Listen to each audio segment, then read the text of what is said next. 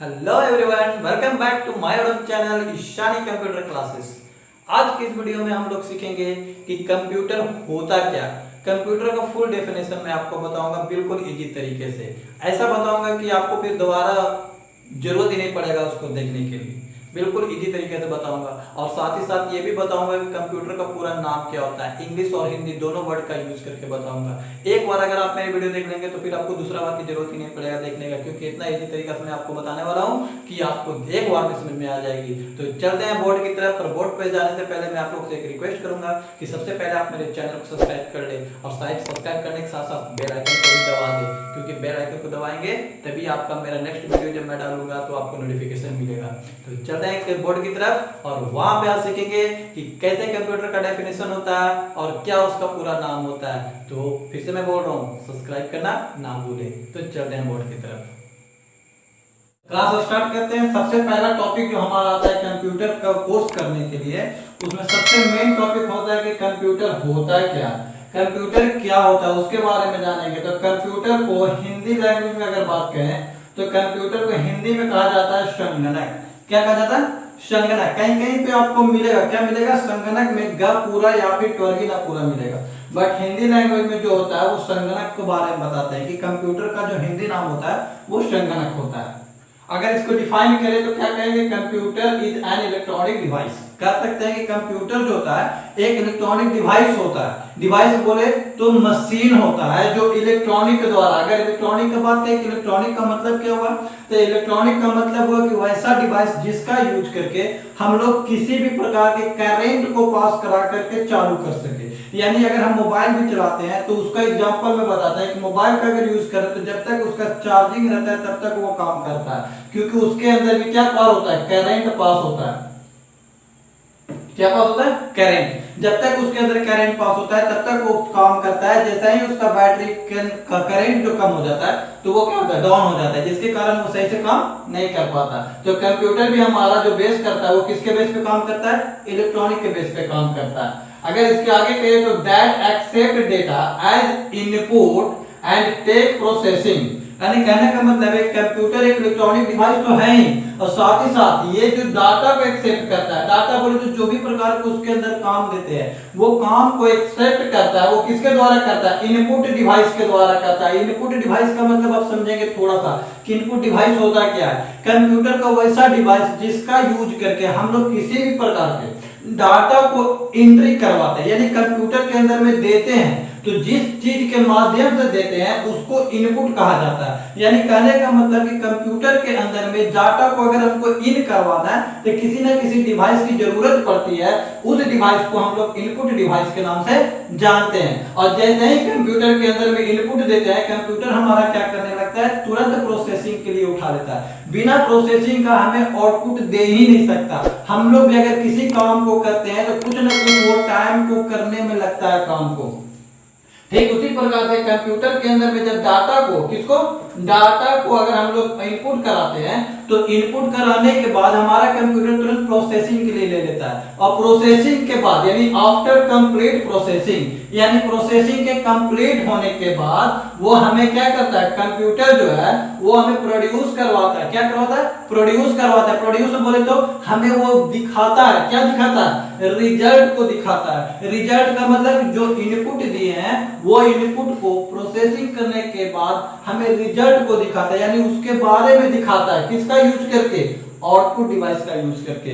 यानी कहने का मतलब सिंपल सा लैंग्वेज में अगर कहें तो कंप्यूटर एक इलेक्ट्रॉनिक डिवाइस है जो एक्सेप्ट कराता है डाटा को किसके द्वारा? इनपुट डिवाइस के द्वारा। और इनपुट डिवाइस के द्वारा एक्सेप्ट कराने के बाद वो प्रोसेसिंग देता है और प्रोसेसिंग कंप्लीट होने के बाद हमें कंप्यूटर क्या प्रोड्यूस देता है? तो आउटपुट के रूप में रिजल्ट को दिखाता है। इसको हम लोग क्या कहेंगे? कंप्यूटर कहेंगे। अगर इसी को दूसरा भाषा में कहें तो कंप्यूटर का जो टर्म है वो एक क्या चीज के रूप में है? जो उसका एक ड्राइव किया गया है लैटिन वर्ड के रूप में। यानी कंप्यूटर को पुराने लैंग्वेज में अगर कहा जाए तो कंप्यूटर को पहले कंप्यूटर नहीं कहा जाता था। क्या कहा जाता था? कंप्यूट कहा जाता था। इसका मतलब ये होता है कि कंप्यूटर जो है वो उसका लैटिन नेम जो होता है वो कंप्यूट होता है। कंप्यूट का मतलब होता है कैलकुलेशन करना, यानी कैलकुलेट को करना। यानी जितने भी प्रकार के कैलकुलेशन को करते हैं वो सारा का सारा हमारा कंप्यूटर पहले के समय में क्या करता था? कैलकुलेट करता था। क्योंकि पहले हमारा कंप्यूटर, जैसे आज के समय में हम लोग कोई भी काम को करते हैं तो बहुत ही आसानी से कोई भी काम को कर लेते हैं। अगर मन किया तो वीडियो देख सकते हैं, मन किया तो सॉन्ग सुन सकते हैं, अगर मन किया तो ड्राइंग कर सकते हैं। इस टाइप से अभी के रूप में कई प्रकार के काम को करते हैं। बट पहले के समय में ऐसा नहीं था। क्या था पहले के समय में? पहले के समय में ये था कि कंप्यूटर जो हमारा है केवल और केवल काउंटिंग कर सकता है। इसीलिए जब हमारा 1946 के टाइम में कंप्यूटर को डेवलप किया गया था चार्ल्स बैबेज के द्वारा, तो उन्होंने एक सिंपल सा मशीन को डेवलप किया था, सिंपल सा, जिसका नाम दिया था कंप्यूट। कंप्यूट का मतलब ही क्या दिया था कि उन्होंने कहा कि इसका काम केवल काउंटिंग करने का काम होता है। इसीलिए कंप्यूटर को सिंपल सा लैंग्वेज में अगर कहा जाए तो वो पहले कंप्यूट था और उसी कंप्यूट को कंप्यूटर के रूप में कन्वर्ट कर दिया गया। मेरे बच्चा, अब हमारा जो अगला टॉपिक हमारा जो आता है वो आएगा कि कंप्यूटर, तो हम लोग कंप्यूटर के बारे में तो जान गए कि कंप्यूटर क्या होता है। अब अगला टॉपिक जो हमारा रहेगा वो रहेगा कि फुल फॉर्म ऑफ कंप्यूटर, यानी कंप्यूटर का क्या चीज, पूरा नाम, पूरा नाम क्या क्या होता है। यानी कंप्यूटर का सीधा सीधे समझेंगे कि कंप्यूटर का पूरा नाम क्या होता है। क्योंकि सबसे कॉमन क्वेश्चन जो उठता है कंप्यूटर का, अगर आपको जानेगा कोई कि अगर आप कंप्यूटर कर रहे हैं तो आपको सबसे पहले कॉमन क्वेश्चन उठाता है कि फुल फॉर्म। फुल फॉर्म का मतलब उसका पूरा नाम क्या होता है। तो हमने एकदम बेसिक सा, बिल्कुल इजी सा कदम फुल फॉर्म बनाया ताकि आप अगर 1 से 2 बार अगर रीड करते हैं तो आप आसानी से इसको याद कर लेंगे। तो एकदम बिल्कुल इजी सा है। कैसे होगा पहले मैं आपको इंग्लिश में बताता हूँ, फिर उसी चीज को हिंदी में भी कन्वर्ट कर दिया, उसके बारे में भी मैं आपको बताऊंगा। ठीक है, तो सबसे पहला जो होता है C for common, C for common होता है। O for operating, O for operating. M for machine. अगर आपको से कोई पूछे कि M फॉर क्या होता है तो आप डायरेक्ट कह सकते हैं कि M फॉर मशीन होता है। P फॉर पार्टिकुलर, यानी P से अगर कोई पूछता है कि कंप्यूटर में P वर्ड से क्या होता है तो आप सीधा सीधी बता सकते हैं कि P फॉर पार्टिकुलर होता है। और U फॉर यूजर या फिर यूनिट, यानी सिंपल सा भाषा में कह सकते हैं कि एक कंप्यूटर का जो U वर्ड होता है उसको हम लोग यूजर या फिर यूनिट के कहते हैं। और उसी प्रकार से T की अगर बात करें तो T फॉर टेक्नोलॉजी या फिर टेक्निकल, यानी T से टेक्नोलॉजी भी बोल सकते हैं या फिर टेक्निकल का भी बात कर सकते हैं। और E से होता है एजुकेशन, E फॉर एजुकेशन, और R से होता है रिसर्च। तो कोई दिक्कत है? कंप्यूटर का जो पूरा नाम मैंने बताया आपको, इसमें बहुत ही इजी, बहुत इजी। अगर किसी को कोई डाउट है तो आप हमसे क्लियर कर सकते हैं। फिर से मैं आपको एक बार कवर करता हूँ। C for common, O for operating, M for machine, P for particular, U for user या फिर यूनिट, और T फॉर टेक्नोलॉजी या फिर टेक्निकल, और E से एजुकेशन और R से रिसर्च। अगर किसी को अभी भी कोई डाउट है तो आप लोग मुझसे बेहिचक पूछ सकते हैं। ठीक है, अब अगर इसकी इसी तरीके से अगर इसका हिंदी लैंग्वेज में बात करें कि कंप्यूटर का हिंदी लैंग्वेज क्या होता है, पहले 1 मिनट इसको देख लो कि कोई दिक्कत तो है कि नहीं है। दिक्कत है क्या? क्लियर है? चलिए आगे चलते हैं। हम लोग जानते हैं कि हिंदी में इसको कैसे कहेंगे। अगर कॉमन वर्ड का यूज कर रहे हैं कंप्यूटर में कि कॉमन कहते हैं, तो कॉमन को अगर हिंदी लैंग्वेज में लेकर चले तो इसका मतलब होता है एक समान। हम लोग भी कहते हैं ना कि किसी भी काम को कॉमन रूप से कर लेते हैं, यानी एक समान रूप से कोई काम को करने के लिए कॉमन शब्द का यूज किया जाता है। अगर ऑपरेटिंग शब्द का यूज करें तो ऑपरेटिंग का मतलब होता है चलाना, यानी जो भी कंप्यूटर को चला रहा है उसको ऑपरेट कहा जाता है। ऑपरेट शब्द से ही ऑपरेटिंग को बनाया गया है कि आप ऑपरेटिव कर सकते हैं, यानी इसको कह सकते हैं कि चलाने वाला। और एक से होता है यंत्र, यानी मशीन का मतलब होता है यंत्र। पर किसी के सामने ये मत कहना कि यंत्र चला करके आ रहे हैं, नहीं तो उल्टा समझेगा। वही चीज होता है कि मशीन का मतलब, मशीन किसी को भी बोलेंगे तो वो समझ जाएगा। क्यों समझ जाएगा? क्योंकि मशीन एकदम बिल्कुल इजी लैंग्वेज है। हिंदी लैंग्वेज से ज्यादा आसान पड़ता है मशीन को समझने में। बट वही अगर किसी के सामने बोल देते हैं कि हम यंत्र चला कर रहे हैं तो वो थोड़ा सा नेगेटिव ले लेगा। तो आपके समझने के लिए केवल मैं आपको बोल रहा हूं कि ये यंत्र होता है। अगर पार्टिकुलर कहेंगे, पार्टिकुलर का मतलब क्या हो गया हिंदी में? तो पार्टिकुलर का मतलब होता है सभी के लिए, यानी सिंपल सा भाषा में कहेंगे, जैसे कहते हैं ना कि ये काम सभी लोग मिलकर कर सकते हैं, तो उसी को अगर हिंदी में कहते हैं तो सभी के लिए कंप्यूटर होता है। यानी पार्टिकुलर का मतलब सभी के लिए। और यूजर का मतलब क्या हुआ? यूज करने वाला। यूज करने का मतलब अगर अभी हम चला रहे हैं कंप्यूटर के तो हम कंप्यूटर का यूजर हुए। अगर अभी आप चला, जैसे मान के चलो कि ये चलाता है, अगर ये चला रहे हैं तो ये कंप्यूटर के जितना देर तक देखेंगे, जितना देर तक यूज करेंगे, वो उसके लिए यूजर कहलाएंगे। क्लियर है? यू फॉर यूजर यानी यूज करने वाला। अगर इसी तरीके से अगर आगे की बात करें तो टी फॉर टेक्नोलॉजी।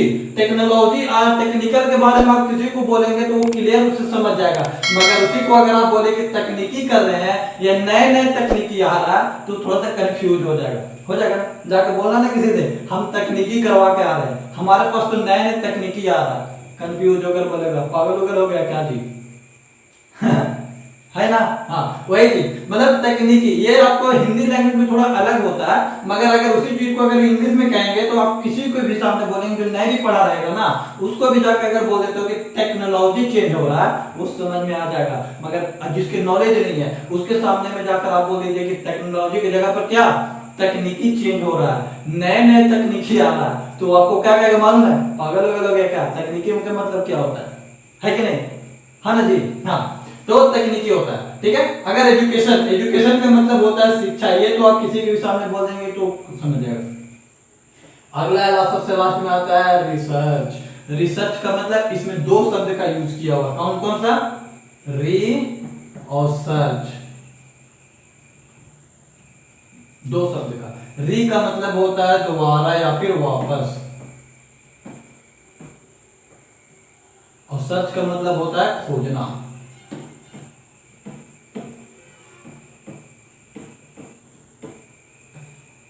यानी रिसर्च दोबारा से खोजना। तो ये एकदम सिंपल शब्द में फुल फॉर्म है कंप्यूटर का, किसी के भी सामने आप शेयर कर सकते हैं। क्योंकि देखो मैं इसलिए आपको फुल फॉर्म ये बता रहा हूँ ना, क्योंकि सबसे पहला नंबर अगर आपको जानेगा ना कि आप कंप्यूटर कर रहे हैं तो सबसे पहला वर्ड आता है कि अच्छा कंप्यूटर करता है, जितनी बताओ तो कि फुल फॉर्म क्या होता है।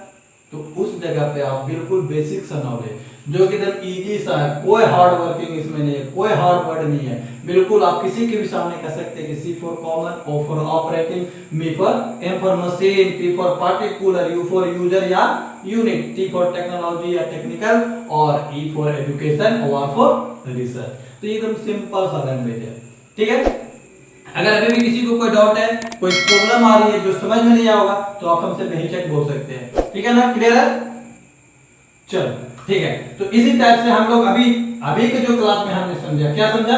दो चीज के बारे में मैंने बताया आपको, एक कि कंप्यूटर होता क्या है, और दूसरा कंप्यूटर अगर जानेंगे क्या होता है तो उसका पूरा नाम क्या होता है। फिर से मैं आपको बोलता हूँ कि एक बार आप कॉपी भी चेक करिए कि अगर कोई डाउट है तो हमसे बोल सकते हैं, 1 मिनट का टाइम लेते हैं, ठीक है।